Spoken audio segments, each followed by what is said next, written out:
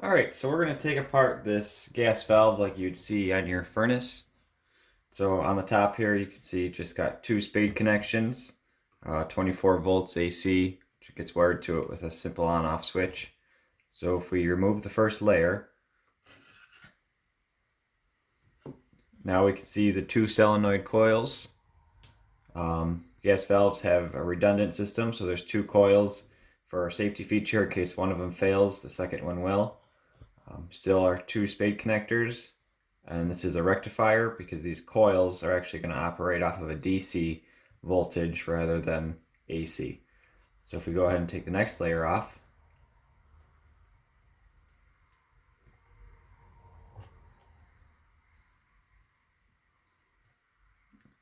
so now we can see the two plunger housings.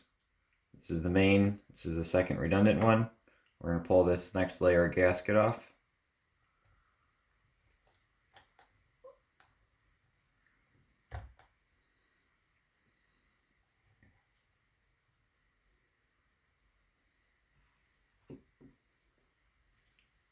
And then we have the actual plungers themselves. So this one you can see has a little rubber foot on the bottom, and that's what's going to seal on the face inside that hole. And that's going to pull up when that coil is energized.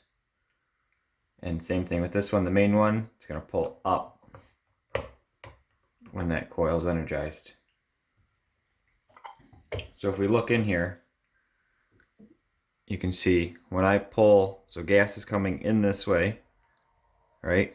And it's going to come up through this hole. And when this plunger pulls up, because the coil is energized, it opens that flap, okay? So now gas is up inside this chamber, and it's resting on top of this seat. Now I'm going to go ahead and pull the next layer off.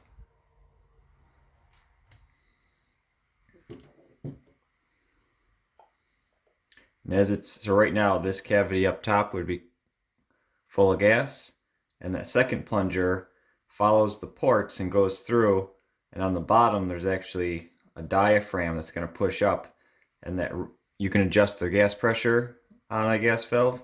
That regulator is always going to monitor the outlet pressure versus what you have the setting at and vary how much is below this diaphragm, and that is going to alter how much gas goes up and down. So this is attached to a stem, and there's also a spring on the bottom. If we go ahead and flip that over, this is the bottom cover.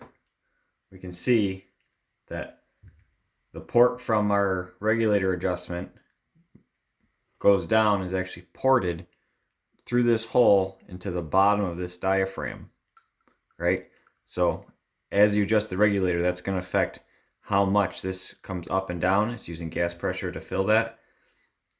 And then as that diaphragm raises, it's pushing up on this plunger, which is allowing gas to exit. So go down through that port and right out to your manifold. So pretty cool. A lot of times people don't know what's inside of these, and I thought it would be a good little demonstration to show you guys. Subscribe, and we'll see you next time.